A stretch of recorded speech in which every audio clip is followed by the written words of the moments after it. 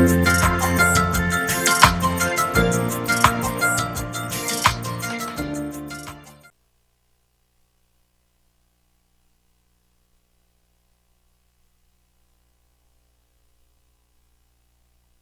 back. Hello, I'm Judy. I'm Carol. And I'm Peggy.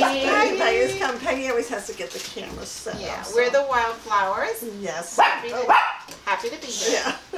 And of course, I have a dog, another dog. I have 3 dogs of my own, and then I'm watching Sadie, who's a little bit of a barker. So this is number 118. 118. We did 118 podcasts. I'm proud of us. I am too. I mean, Sadie, stop. I know that the last podcast we didn't really talk about what's going on. I don't even know if we want to avoid it. I think we have to. Have Not to- avoid it. Not avoid it. Yeah. Yeah. Well, first of all, the whole cluster talk of the Venezuela thing and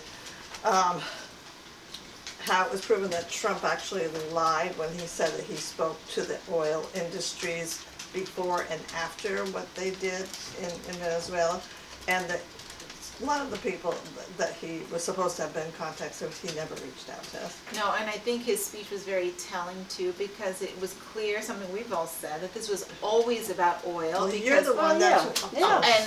and very little and nothing to do about drug cartels or traffickers, because his speech was all about having control of the oil. That's right. And it's very dangerous, and something I share with you ladies, and I left it at home by mistake, was that if anybody is a veteran of the United States military, you'd know that once you're a veteran you get a magazine that comes to your house, and my husband is a veteran, and on our podcast I had mentioned that, I talked a little bit about the law of the sea, and how what a disservice it is that we are not part of the International Treaty of War of the Sea Treaty, International Conference of Law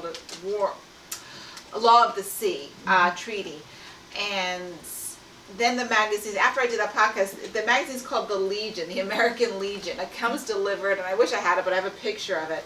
And the cover article says, "Lost at Sea, America's costly absence from the Law of the Sea Treaty." And the article, written by veterans, put out by the veterans of the United States government, was talking about how it is shameful, essentially, and we're doing a big disservice for not signing on to this Law of the Sea Treaty. And now you see what happened in Venezuela is the exact reason why we did it, because we wouldn't have been able to take their oil if we were party to it. And I don't remember Trump talking about this when he was running for office.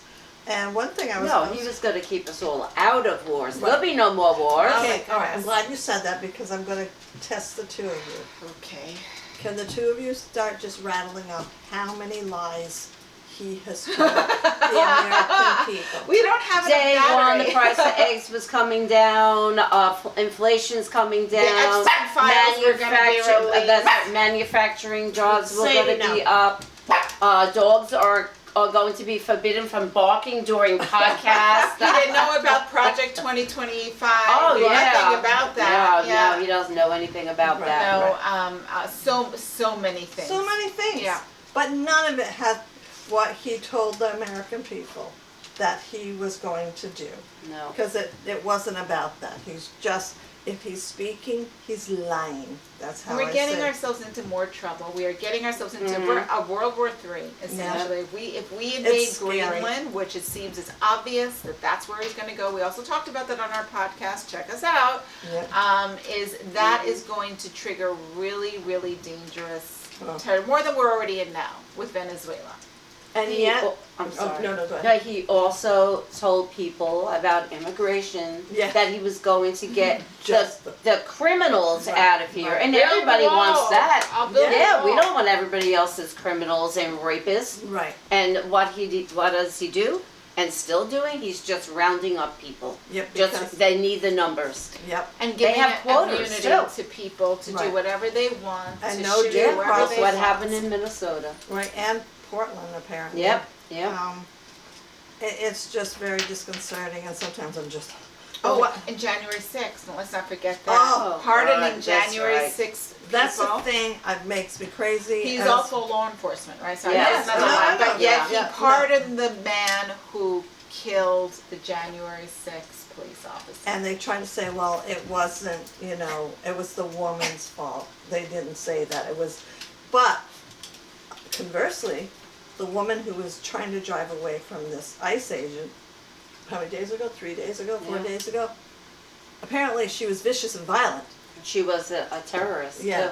And yet. And you see the video of her saying, "I'm not mad at you guys." Yeah. Smiling. She was trying to get around him. Yeah. Right. Trump came right out and said that he Yeah. was run over. He's lucky he's alive. They brought he him to wasn't the even hit. hospital. Yeah, they put him in that gold van to protect him from the people who were gathering And around. not only that, now they won't let the Anybody investigators. talk to him. No, Minnesota, the state government Yeah, they cannot. cannot. They're not part of the investigation Which at is all. uncalled for. Yeah. But I just have an African proverb to read to you.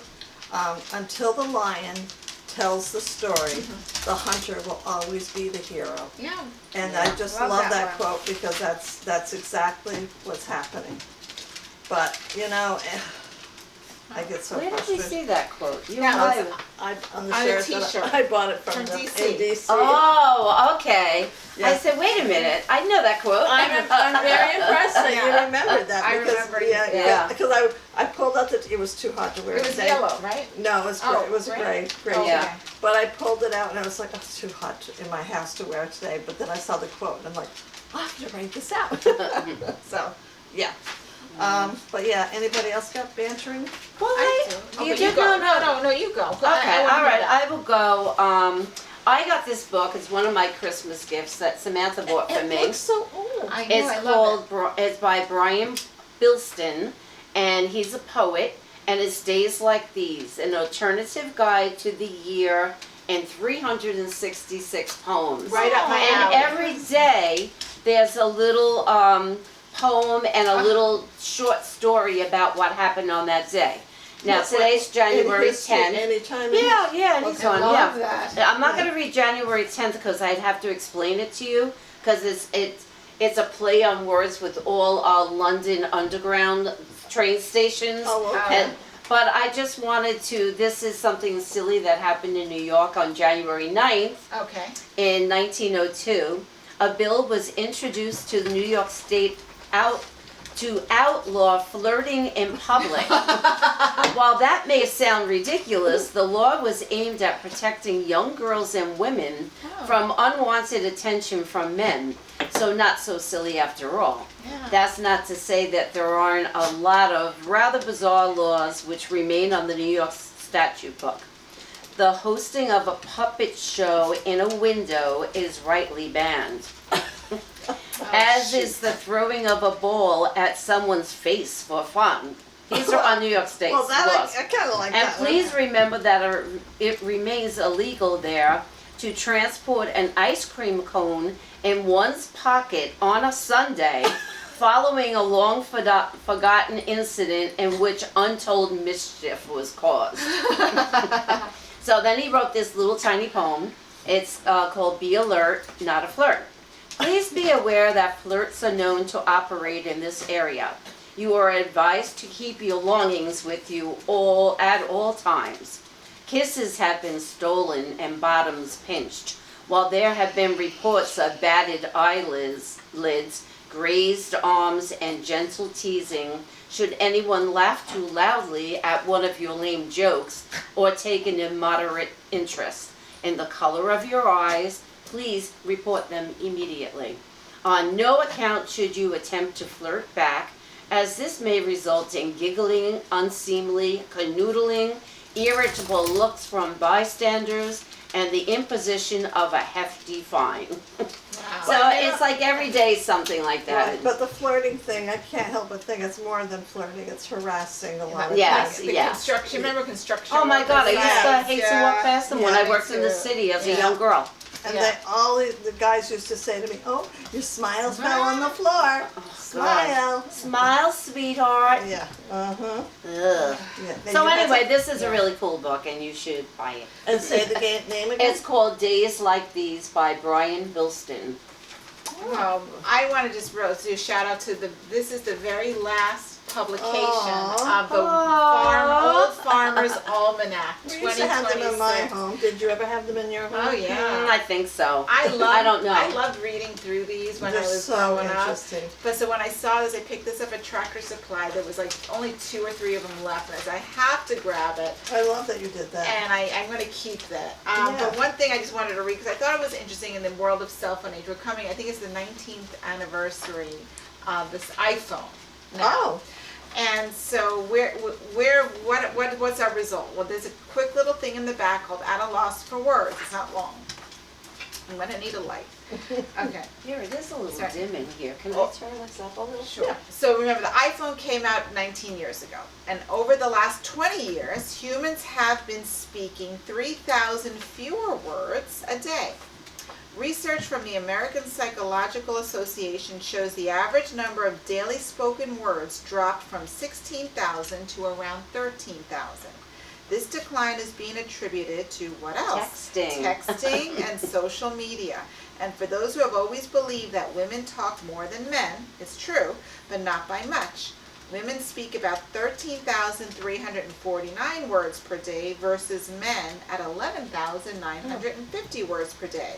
So what have we really learned? We couldn't say.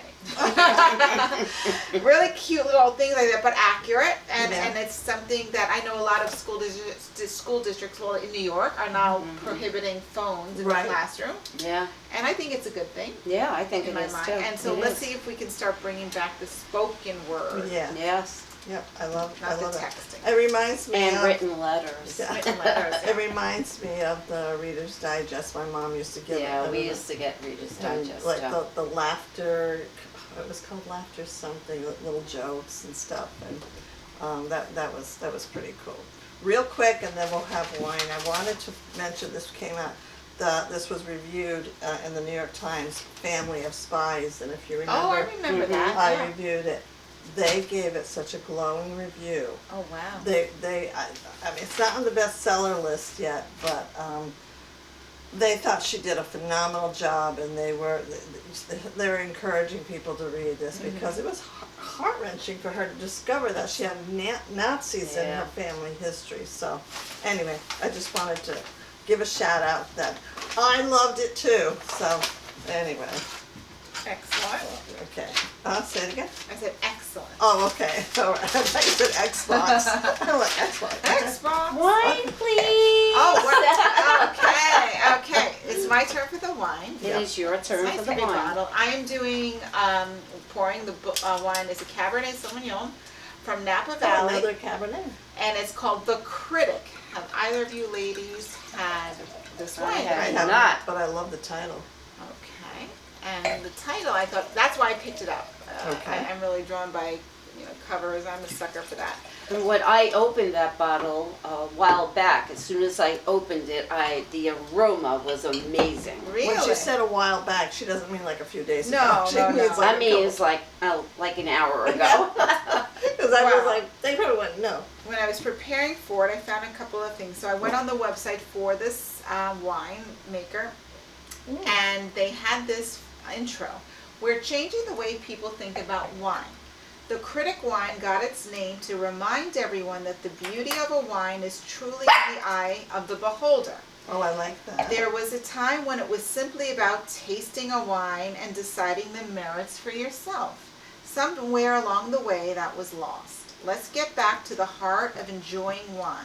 Be your own critic and judge wines for yourself. I think that's what we do when That's we do it. the We're wine- certainly yes. not wine professionals. Yes. No. And, like, we can't really taste all the different taste No, and but we know if we smell it, like but we it. know it smells good, it's got nice Yeah. legs, and it tastes good. And we definitely know if we like it or not Yeah. because somebody tells Told us us, we yeah, should like that's it. right. Not- And a lot of the wines that we taste here are under $15. Yes. And even champagne, I'm not a huge champagne lover, but the expensive champagnes I don't like. Yeah. I like Corbel. It's a cheap champagne, but I have that in my refrigerator. well, I am going to be visiting soon then. Yes. Okay. Okay, what are we cheering to? Truth. Truth, justice, and the old American Old way. American way, and not the Make America Great Again way. That's right. Cheers. Cheers. Cheers.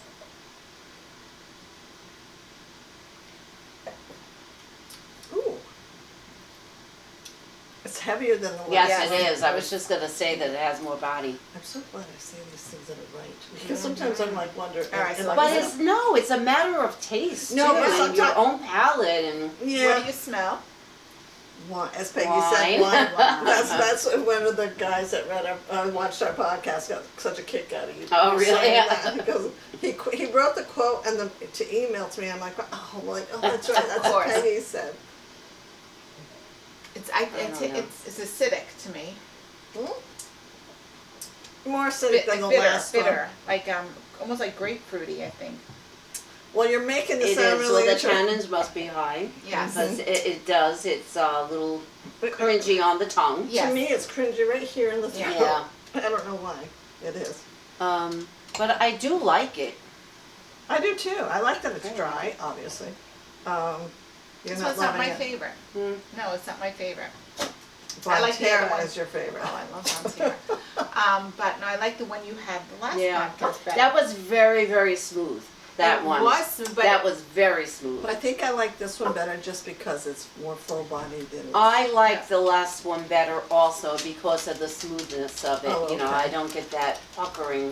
I feel like an aftertaste here. Like it's right in the, like where my, Oh, that's what what do they Carol call That's, said. that's, Yeah. Yeah, that's where I've got it too. your glands are. It's just kind of sitting there. Well, let me read a little bit about Okay. this. It's soft and approachable nose with hints of dark fruit. Nose or notes? Nose. Nose. That like means nose. the aroma, the smell. Yes. Oh, I'm sorry. With Okay. hints of dark fruit and a touch of vanilla.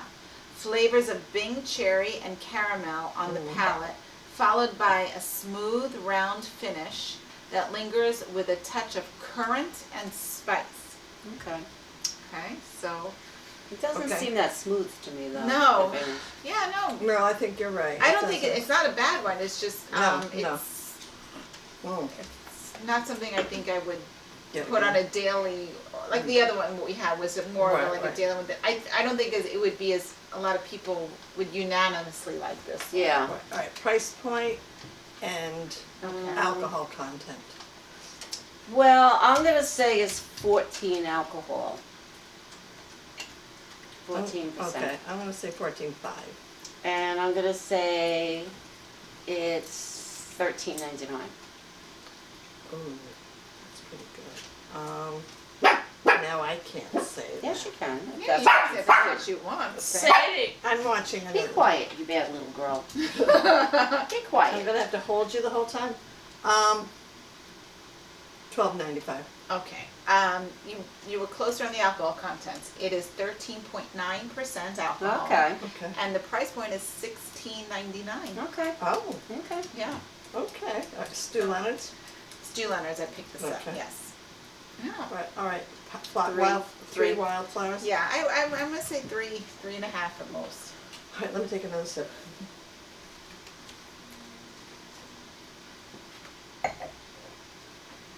Three. Yeah. Yeah, Yeah. three. Yeah, right? Yeah, because okay. it does still sit right here. It's not something I would look forward to having another, Right. I mean, I'll have Yeah. my glass, but I mean, if I want, you know, but like, I don't think I would buy it again. All right. Yeah. Sorry, well, Critic. it's But I called like your Critic. mission. Say it again. I like the mission of it, you know. Yeah, I know. Definitely. So, there you are. Okay. Well, it's my turn to do the book. Yes. I'm very excited about this book. It's called Silence by Julia Park Tracey. And full disclosure, she's the editorial director for Sibylline Press that's publishing my upcoming book. And I read her other novel, Woe and Nellie. Oh. And this one I was so eager to read, and I'm so glad that I loved it. It's just, she is such a beautiful writer because the book takes place in the 1700s. Oh. So let me read you the description because that just does it. First of all, Kirkus Reviews gave her a star review, and they said, Park Tracey is a remarkable writer And this book is another triumph. A historically astute and compelling must-read. So here's the description. See, we read That's descriptions. pretty cool. Yeah, I know. But Yeah. that's pretty cool that she got a Kirkus. That's This is a not big deal, right? That's not the first one Yeah. either. She's gotten. I'm so That's impressed. I'm so wonderful. glad I discovered her writing. Anyway, after 3 grievous losses, Puritan woman Silence Marsh dares to question God aloud in the church, and that blasphemy lands her in trouble. She is silenced for a year by the powers that govern. Broken in heart and spirit, Silence learns to mime and sign, but it isn't until a new Boston doctor comes to her backward Cape Cod village that she begins to hope again. Rather than treating Silence, and that was her name, with bleeding or leeches, Dr. Greenleaf prescribes fresh air, St. John's wort, long walks, and reading. Silence has half a hope of getting through her year of punishment when the cry of witchcraft poisons the village. Colonial Massachusetts is still reeling from the Salem witch trials just 20 years before. Now, after they demanded her silence, she is called to witness at a witchcraft trial, or be accused herself. And remember, she's sworn that she can't speak.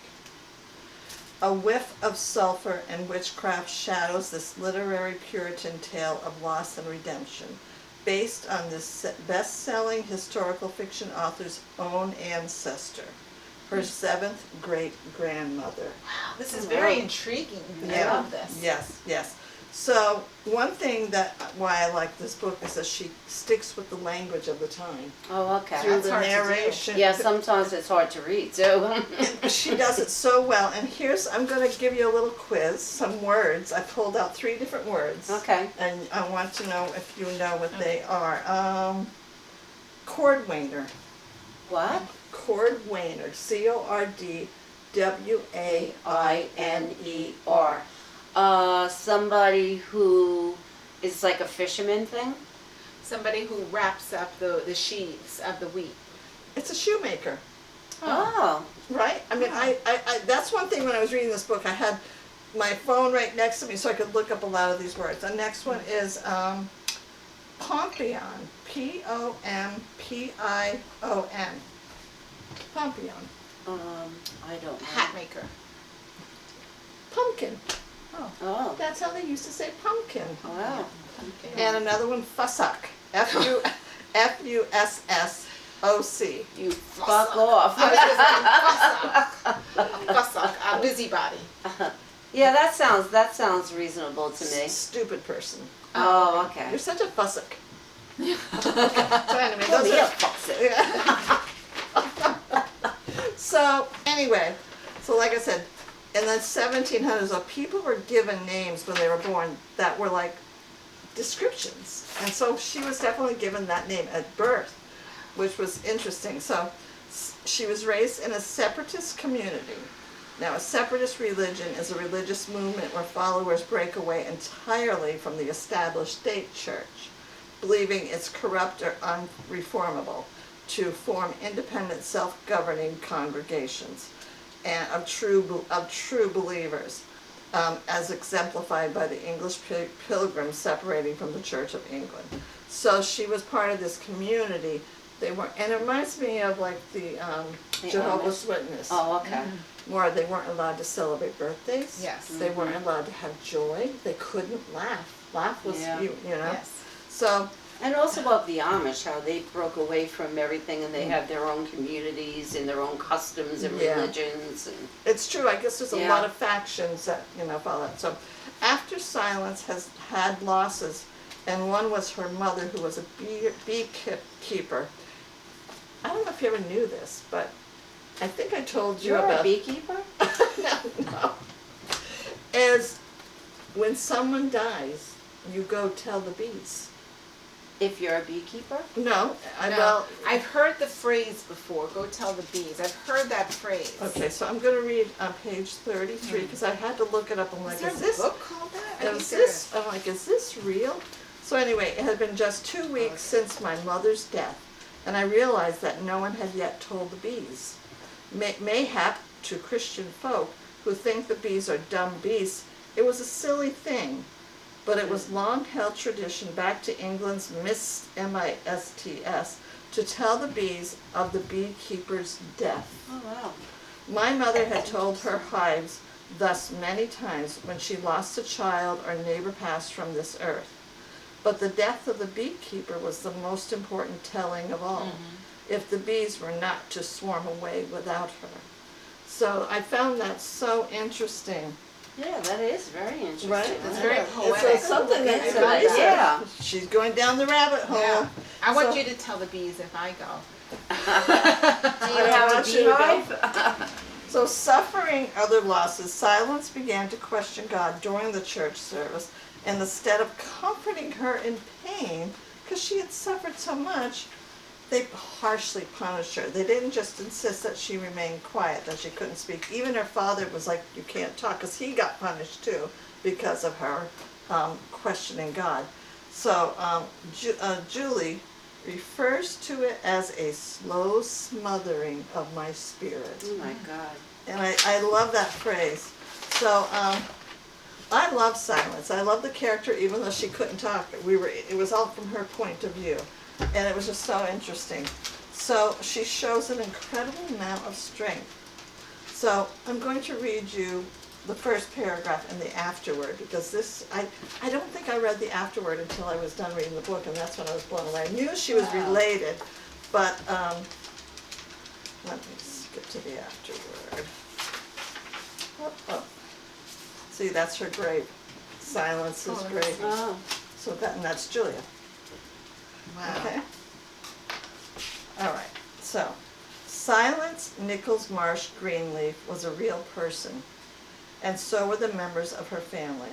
Silence was my 7th great-grandmother, and the events of her life, losing her mother, her husband, and her newborn daughter in one terrible year, are true. In researching my ancestors' lives, I was much taken with what I consider the blessing curse of names like wait still, experience, fear, obedience, free love, temperance, charity, thankful, and silence. Her name chilled me. What kind of a name is that to live up to? What kind of life would you have if that were your name? The Puritans intrigued me, and I didn't want to write a book about witches, but the two phenomena almost go hand in hand. And I won't read the rest. I will give, the highest we can give, what we've been saying I is see, you're very 5. excited about this book. 5 Yeah. wildflowers. Yeah. Well, you know me, anything that deals with religion or the Yeah. people that fall into religion the way they do just intrigues me. And I wrote Julia and I told her how much I love this, and I sent her a Substack article that I'd done about A Little Faith. Right. And so we have something in common. But if you can get your hands on this, and her latest book is Whoa Nellie, but this one also, and Whoa Nellie, I was going to review that, but you know what, for some reason it's based more on the Little House on the Prairie books and not on the TV show, and I haven't read a lot of the books, so I have. I know you have. I'll have to read it because you gave it to me, so Right, maybe I'll review it. Exactly, but it was called A Powerful Lyrical Marvel of a Novel. Oh, Silence. cool. I would like to borrow it, but not now. Okay, Not Yeah. now. Yeah, no, it is very good. Okay, I yeah, am I'll gonna hang on borrow to it, it. yeah. Yeah, when Okay. I finished 10,000 But she's a books, beautiful writer, and I'm relieved.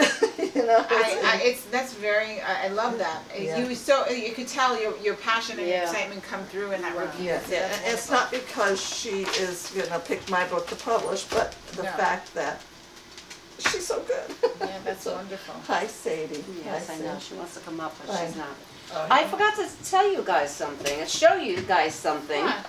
Smart. Riley made this for me. She drew it for me. It's a Aw. sticker that she made for Christmas. That was my Christmas present. She made me a Oh, sticker. how beautiful. It's all hand drawn, All right, you should. And and it she says- did it on sticker paper. It says the wildflowers, and it's got 3 Yeah. wildflowers. How you should take a talented picture of it. and considerate. I mean, I I thoughtful know. of her. I She's love very it. thoughtful. What a good job, Riley. Well done. I will. I'm gonna You've take got a this. good grandchildren. You I do. Yeah. love those guys. Yeah. Do you? I do, really, I do. Well, that's good. That is wonderful. Okay, you've got to realize that Peggy does not want to hold you right now. I'll I know. hold you. You want to Yeah, I'll hold hold me. you. Come here, Sadie. Okay, so anyways, my turn to do the subject, and I don't think I even have anything in the book on it. I'm using this. I highlighted it. I hope that you don't mind. But I did. No, I don't mind. She borrowed my New York Times magazine. What's like it about? she called me and she goes, do you have the actual physical? Because she didn't want to print out the whole article. Yeah, somebody's. And so I was like, oh no, let me guess which one it is in the magazine I'm reading. This, no, not that. This, no, not that. You're licking my arm like crazy. So, yeah, so she'll tell us what it's about. I will tell you, and Because I can't remember now. okay.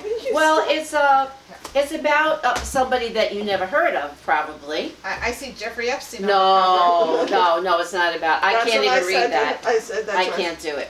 This, I'll just start by saying it's kind of about racism, okay? Okay. Okay, so it starts in 1922. This is a true story. And an 18-year-old man and a 22-year-old young woman go to the Marie Antoinette Hotel on 66th and Broadway. Okay. This is 1922. I'm sure it's not there anymore. Wow. And they check in as Mr. and Mrs. James Smith, and they want a room with a bath. So, they're yeah. So anyway, Mr. and Mrs. James Smith are there for 2 weeks having the best sex of their lives. In the bath. In the bath. They're very, very much in love. They're very clean. And 2 weeks later, as it says here, that for the next 2 weeks they ate ham and pickle sandwiches at midnight, shared secrets and sorrows, and loved each other fully and freely, until a lawyer sent by the young man's father discovered them. Oh boy. Oh boy. So it turns out that the young man, his name wasn't James He Smith, came from money, it sounds like. his name was Leonard Kip, he was known as Kip Rhinelander. Right. And the Rhinelander family came to the United States in 1689. They were one of the oldest families in New York. They were second only to the Astors. They came over and they started buying real estate. So they ended up at this time their fortune was worth $100 million, which is $1.6 billion now. Okay. Wow. So, how did they make their money? Real estate. Oh, real buying up real estate. Okay. So they also had a very a good lineage. They were very proud people, very rich people. So anyway, the young woman's name was Alice Jones. Oh, well, Was that her real name? That was her real name. Was she black? Alice Jones, the daughter of 2 former servants on an English estate. Oh, Okay, now her mother was white, and both of her mother's parents were white. Her father's mother was white, but his father was from India. So they said he was either Indian or West Indies. Okay. But from the picture I saw, he looked more Indian. Okay. But they always passed as white. And they had 3 children together who always passed as white. Right. And like the mother had said once that the father in the English estate, it was never a problem that he had darker skin than anybody else. Mhm. They only had a problem when they immigrated to the United States. But in the beginning, they didn't have a problem with that either. They bought a home in a white neighborhood. Their 3 daughters went to all white schools. They never associated with black people. Like, they lived as white people. Okay? So anyway, Alice Jones, she worked as a housemaid and a laundress. They lived in New Rochelle, in a little alley house, they call them. I don't know what that means. Okay, so the lawyer who came, and the father sent the lawyer, he immediately separated Leonard and Alice, and soon Leonard's father, Philip Rhinelander, determined to a mésalliance. That means, it's French, it's a marriage with a person of inferior social status. he wanted to avoid that. He sent Leonard away. Kip, but he was known as Kip. Kip, okay. Sent him away for 2 years. Exiled him. Where? I think he went to Paris. He was in Europe. He sent them to Europe. He was previous ice. Oh, yeah. But Paris, I mean, like, I'm thinking where, but Paris is No, not a but- bad place to go. Well, he separated him from the woman that he loved. Right. You know. And But they weren't married yet. the couple. no, they weren't married yet. No more baths for But you. but in that 2 years, they wrote love letters to each other. Letters, that's a theme. Oh, this the time. letters was steamy too. We'll get to that. They these two To be they continued. really loved each other and they had a really good sex life. That's so funny. So Leonard and Alice exchanged more than 700 letters pledging their love and loyalty and secretly became engaged. Once Leonard turned 21, he hurried back to New Rochelle, and on October 14th, 1924, he and Alice married without his father's knowledge and began living quietly and happily as Mr. and Mrs. Leonard Rhinelander. Their quiet happiness lasted 1 month.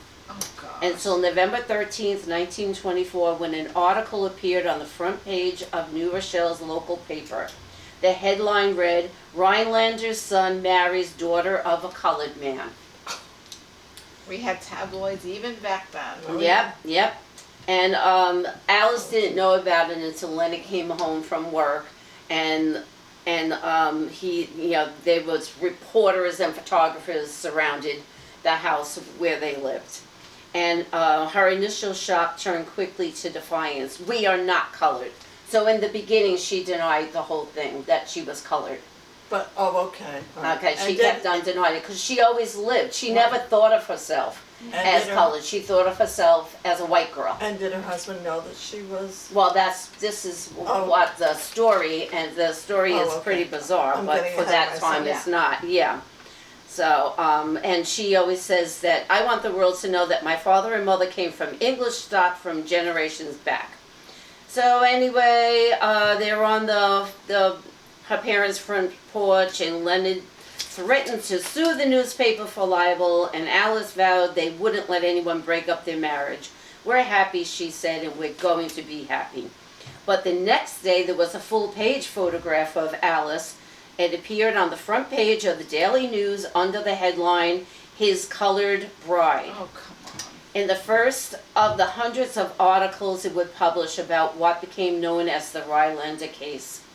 The paper declared that news of the marriage had exploded like a bombshell tossed in the aristocratic ranks of New York and Newport blue bloods. There was the Daily Mirror had it, "Rhinelander weds negress." Crowds of reporters, photographers, curiosity seekers massed outside the Jones home while Leonard and Alice hid inside. Isn't it despicable? Yeah. After a week of being virtual prisoners, they hesitantly agreed to allow a Rhinelander lawyer named Leon Jacobs, who handled Leonard's inheritance when he turned 21, help them escape. On November 20th, Leonard left the Jones house with Jacobs, who promised to return for Alice the next day and reunite her with Leonard someplace where the press couldn't find them. Alice receives a telephone call from Leonard that night, and then all communication ceased. The Daily Mirror reported that he had been kidnapped by a family agent. So when Jacobs finally returned 6 days later to Alice, he said that that Leonard, Kip, was suing her. He had to inform her that Leonard had charged her with racial fraud and filed for an annulment. So in New York State, you couldn't get divorced unless it was adultery. Yeah. And Or fraud in the inducement. mixed marriages was legal It was? in New York State. It was legal? It was legal in New York State.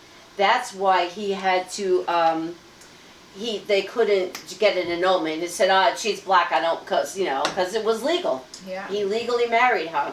So now he had to sue her. And he had to say that she tricked him. He didn't know that she was black. And what this poor woman went through. It's horrible.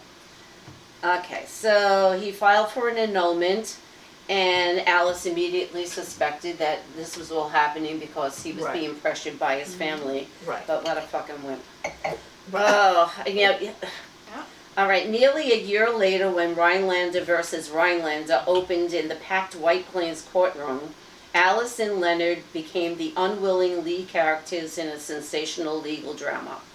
And it was like the biggest Of course. thing of the day. Day after day for 4 weeks, their lives and love affair were dissected and scrutinized. Oh my God. Their most intimate expressions of affection and desire exposed, both in the courtroom and in the newspapers all over the nation. Day after day, Alice silently endured an onslaught of racist and dehumanizing rhetoric. I have to skip some of this because it's long. So. She was the Monica Lewinsky. Yes, Yeah, exactly. right. She That poor was. woman was put through the ringer and Yep. embarrassing things day after day as Yeah. well, in court and otherwise. All right, so Leonard's lawyer, he was like this big shot lawyer up in Westchester County. His name was Isaac Mills.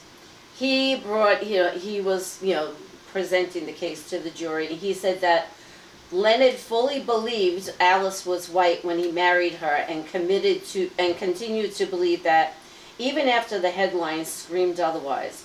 But once Leon Jacobs showed him Alice's birth certificate, he could no longer believe that because the doctor who certified Alice's birth in 1899 had marked her race as black.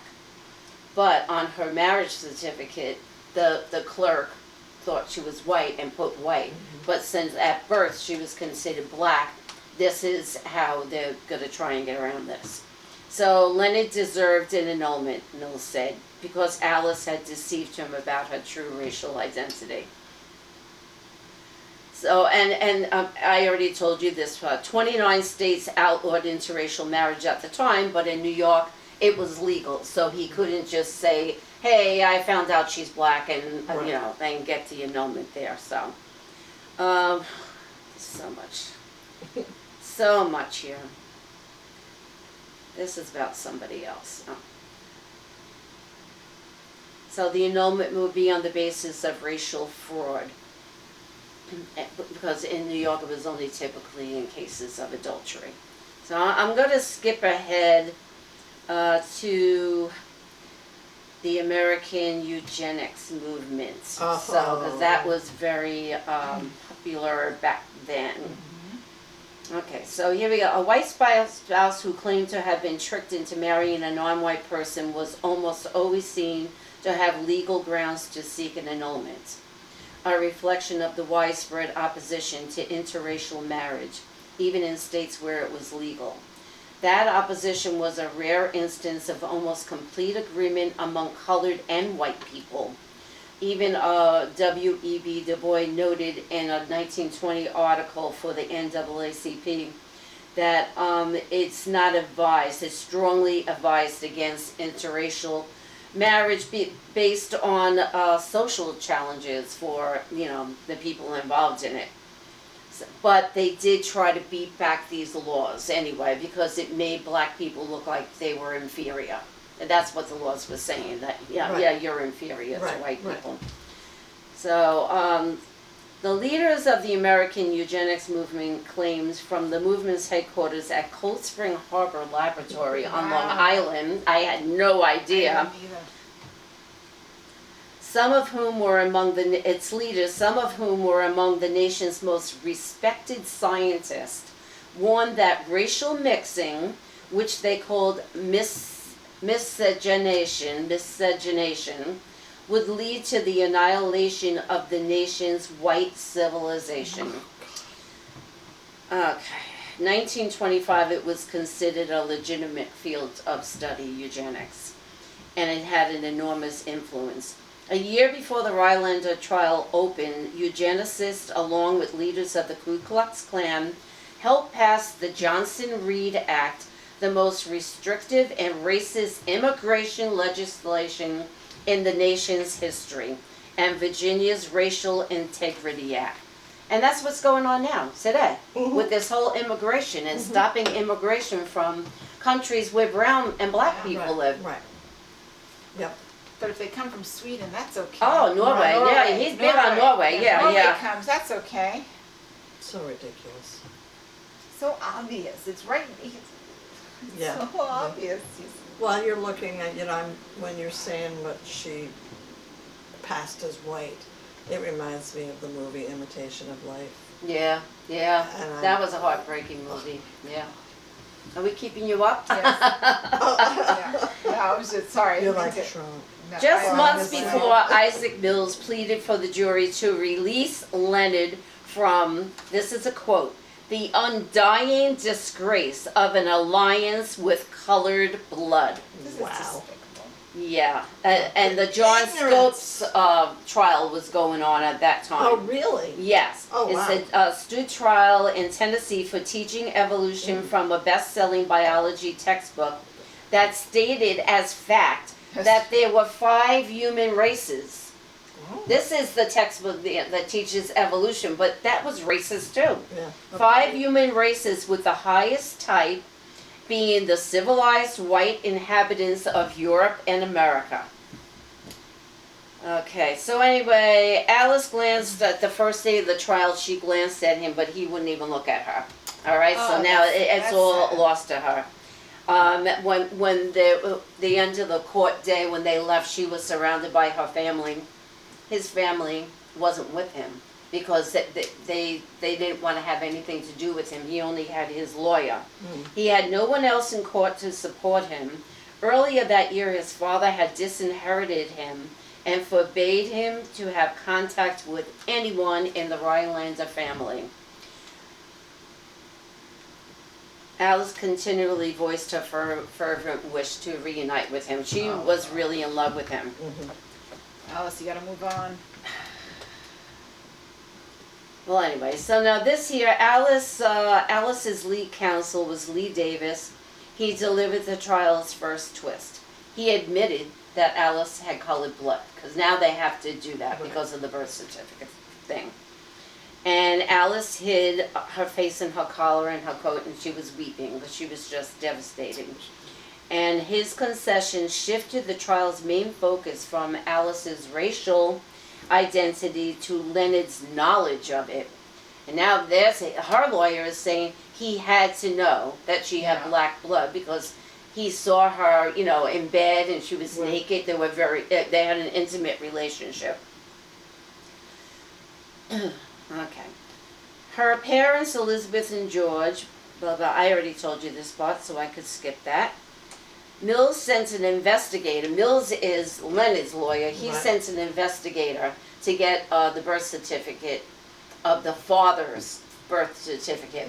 But in England, they don't put your race on it. At that time, I don't know if they do now, but they didn't at the time, so that was a waste of time. And they said at that time, the Joneses had never met a black person. They had no connection to Africa, slavery, or the experiences of black Americans. So even as they discovered that George would often be identified as black, they rejected that identity and to every extent possible forged a life as exceptions to America's racial rules. And that's when I told you before, they bought a home in a white neighborhood, they went to white schools, and like most white people at the time, they avoided social contact with black people. When Alice's older sister Emily married a black man against their wishes, they exiled her for 2 years, allowing her back into the family only after their granddaughter was born, with light skin and auburn hair. When Alice told Leonard she wasn't black, she wasn't lying. As she told a reporter, I never thought of myself as a colored girl. So I wonder if she saw her birth certificate and questioned it. Well, I guess because this is a picture of them here, but I guess they just didn't live a life of a black person. I mean, you could see that her father was. Right, she looks it to me too. I don't know, it doesn't look like to me. They described her of having olive skin, Right. olive colored skin, so. She's very pretty. So Leonard he stuttered terribly and under the pressure during the trial, like people could barely understand him. So when he was on the witness stand, he struggled to speak. He had stuttered since childhood. And his lawyer, Mills, claimed that this speech impediment has stunted his mental and social development. Oh, come on. Yeah, so now they're trying to make it look like, like he was easily duped, like he doesn't have the mental capacity. He's like a 22-year-old man. There's been 24-year-old man. Long time. It's just... Although Leonard disputed that claim during cross-examination, Mills persisted in referring to him as a mentally backward and painting him as the helpless victim of Alice's seduction. According to Mills, Alice's letters had transformed Leonard into an utter slave who was so infatuated that he did not know black from white or anything. Oh, come on. Over Davis's repeated objections, Mills proceeded to read 98 of Alice's letters to Leonard aloud. How embarrassing. And boy, are they racy. Wow. Okay, I'm going to read you some of this. In many of them, Alice recounted memories of their stolen weeks at the Hotel Marie Antoinette, when Leonard bathed her, when she made him happy with her little hand and warm lips, when they first made love. Wasn't us both in heaven, she wrote. It was one of the happiest times of her life, she told him. As long as I live, I shall never forget it. As Mills read her words aloud, Alice hunched in her seat and stared at the floor. And Leonard just was like staring off into space. Thinking, I remember those days. Newspapers all over the country provided extensive coverage of the trial each day, and they printed excerpts of full text of her letters, and which subjected Alice to vitriolic scorn for violating the rules of civilized womanhood by engaging in sex outside marriage, and worse, taking pleasure in it. Oh, God, no, you can't take pleasure in it. In response to criticism that they were printing smut, the editors said, hey, we're selling a lot of newspapers. Yeah. So This we is like the care. biggest thing, exactly. Davis accused Leonard of exploiting Alice's letters for his own benefit, but it was his lawyer who stole the letters from him. He didn't want them to use the letters, but he had no balls. He couldn't stand up for himself. Yeah. Right. Like he let them do it, even though he said he didn't want that. His lawyer said it wasn't in your power to control your own lawsuit, and he said yes, it wasn't. So it was the first evidence during the trial what Alice believed all along, that the lawyers were behind the whole thing. Mm-hmm. So I'm going to skip because it's getting long. They told him, even his own lawyer said how indecent he was to have done those things with her. And, like they both enjoyed it and they wrote letters to each other. I mean, what a different world, huh? Yeah. They thought that they were going to drop the whole case, that the Rhinelanders would drop it so that they didn't read all those letters, but they didn't. They just dug in. And so what they had to do was something that, let me see what it's called, something, a color examination. I'm going to skip to that part. So now they wanted Alice to go in the jury room. She had to go into a room and strip and put in a robe with only her underwear and expose herself to the jury and the judge and the lawyers so they could look at her body and see if she looked black anywhere on her body to prove that Leonard must have known that she was colored. Oh, my gosh. Poor woman, that poor woman. All right, so in order to win the case, well, I'm going to read one thing about Leonard, because in the beginning I really liked him and I felt sorry for him, and then I said, well, screw you. His lawyer continued to hammer Leonard, you were willing to marry the girl that did these things with you in the Hotel Marie Antoinette. Yeah. Duh. But you were unwilling to marry one who had the slightest taint of colored blood. And he said, Leonard, as to the color, I drew the line. Leonard said that. Yeah. So in order to win the case, Davis had to convince the jurors that Leonard actually did know Alice was white before they married. So the strongest evidence of that was Alice's body itself, which is why he had spent days convincing her to submit to a color examination. During the 19th century racial identity trials, sometimes people who were sold into slavery were claiming that they were white, and they would go through these, they would go and have to be examined, their body examined to see if, they were black or white. Alice underwent a surreal inversion of this dehumanizing ordeal. She partially disrobed in front of 12 white men to show she wasn't white, and that Leonard, seeing what the jurors saw, had to have known that. They didn't let reporters or photographers in the room, but what a humiliating freaking experience. At the closing arguments, this is one of the headlines here, his colored bride. Oh. And this Rhinelander on stand today. It was a big sensation.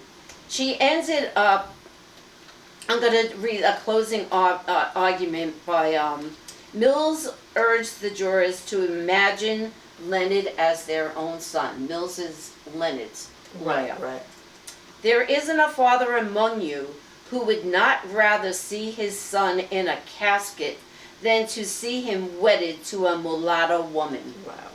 What? He said. Davis counseled juries that a verdict for Alice meant they were clearing her of fraud, not endorsing interracial marriage. Oh my God. I don't know that I believe in mixing the blood, he said, and agreed with Mills that Alice and Leonard should never again live as husband and wife.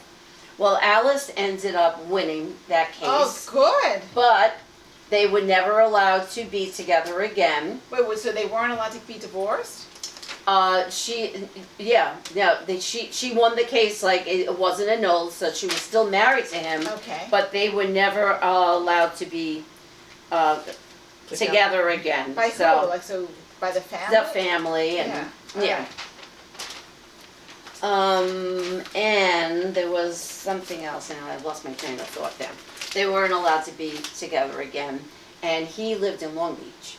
Oh. And they said there was no reason why, after all this was over, she lived in New Rochelle. She was 30 minutes away, they said. He could have gone to see her at any time, but he never did.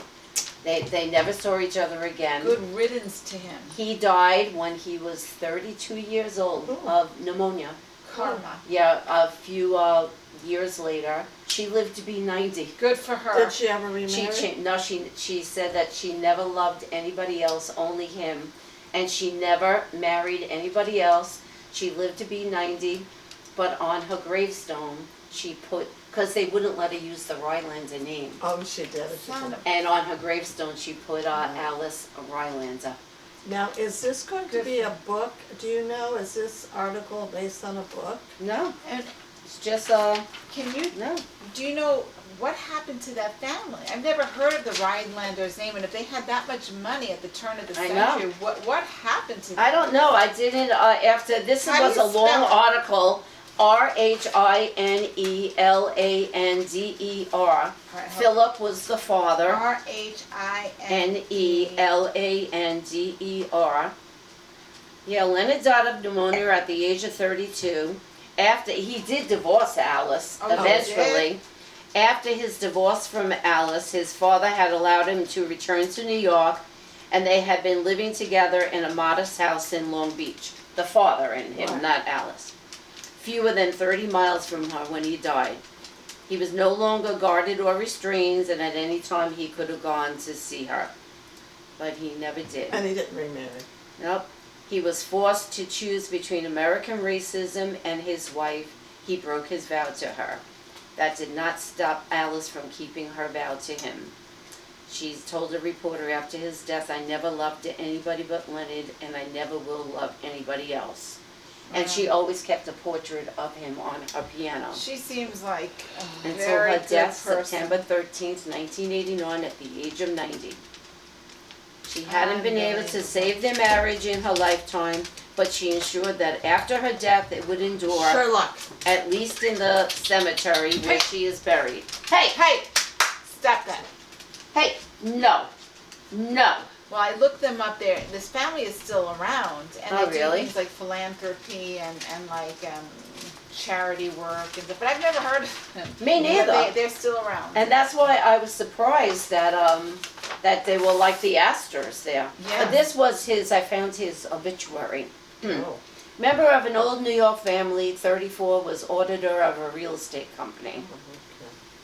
He died of pneumonia. He'd been ill for 1 week. He was married in 1924 to Miss Alice Jones of New Rochelle. So it's really, Right. so. But, Wow. Wow. So that obviously touched your heart that you wanted Yes. to yeah. share. And you're right. Racism is. I just know. still rampant. It's nothing ever changes. No. It's the same old story, Yeah. and it's happening now. But I find the theme of, maybe I think that's why I get turned off by like these extremely wealthy families. I feel like the siblings are either like real assholes, like Right. like the Trumps, you Yeah, know, yeah. and entitled, or Right. or just like shell of people that just like mom and daddy boys, that Yeah. really Yeah. can't think for themselves. Yeah, Yeah. they don't have to work, they just Right. stay in the family business and get Yeah. allowances and How Yeah. miserable of a life they have. I know it sounds like a joke, but I really think to be that empty of a person. yeah, and It- him, like he gave up his happiness. Yeah. I mean, I didn't read half of the letters. They were talking about oral sex and stuff in their letters, Ooh. and oral sex was against the law Right, at the right, time. right. So it was really very, very scandalous. But I mean, they had a loving and passionate relationship, and to give that up for family name and money. And money, Yeah. that's what it is. It's the money. How did they meet? Did it say? No, and I don't know how they met. I don't know. Interesting. But it seemed like it was true love for her. Yeah, it does. And he And I wasn't think it strong was for enough. him, but he was a coward.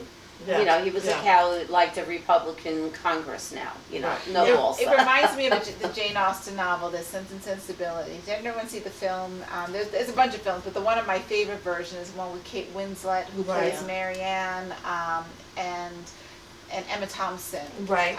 She I like plays the her. oldest sister, and they're not of means, not poor, but they're not Yeah. like, of the Right. upper echelons, and they were, the father died, and so they end up being at the mercy of, people that Yeah. have the good kindness of family. But Marianne ends up falling in love with somebody who is an heir to Yeah. a lot of Someone money. above her station. And it was yeah. true love, absolutely true love. But when the aunt, who was going to leave him all this money, found out about it, she threatened to Cut him withhold. off, cut- yeah. So he dumped her, and I think it was Miss Gray and her 10,000 pounds or 50,000 pounds a year or something like Yeah. that. And Kate Winslet had this great line, because Emma was trying to console her, and she was like, "He did love you, right? He was going to marry you, from what we learned. Had the aunt not pulled away." And Kay says, "But not enough. That's right. He Yeah. loved money But more. not enough." And Yep. that's exactly it. Yep. It I reminds know. me of that. Yeah. Wow. I know. Well, thank you. Yeah, I did learn a new word. I Oh. came across in the article. I mean, the article was pretty long. I couldn't mention everything. Did you ever hear the word quadroon? Yeah. Yeah, I What's never. that? You're a quarter. A quarter black or Actually, I think I African have, or Yeah, you would have heard. and then the mulatto is biracial. Right. Mulatto I heard of, but that actually means that I didn't know that there were categories of how black you are. Yes. And then there was octodroon, Wow. that you're like Eighth. an eighth, and then there's quindroon, and that was a 16th. I said, my God, We all have what to have does it matter? Yeah, we all have to have. I swear, my mom's mom had in her family line. To me, she always looked like she could be an African American, like a quadroon. I don't know why. Just the way her hair was, the way her skin tone was. I always wondered about that. I know there's a lot of people with that story. Oh yeah, no, I know I have some. Yeah. This is what Leonard looked like. And he was young. He was younger than her. Look how people looked older then. They did. Yeah. Yeah, they Looks did. like a prick. I knew she Yeah. was going to say that. Well, You know, we went on interesting for a long story. time, but Yeah. thank you so much. Yes. This was Thank you. so interesting. And I love that, again, we just never fail coming up with topics. No, and it's good and Except hopefully- me, when I did the. Actually, this story, if you can get a hold of it, was in the Sunday magazine of the New York Times. That's where I Which saw Sunday, it. The latest? Yeah, it was January 4th. Oh, When you're okay. done with that, I'd like to borrow that. Oh, okay, I am done with it. Oh, you are? Yeah, I Thank didn't you. read the Epstein you part want the because I rest? can't. No, I can't read about that asshole. Thank you. I'd like to. Thank you for watching. You would like to torture yourself. No, that's everything. Thank you, everyone. Bye bye. Bye.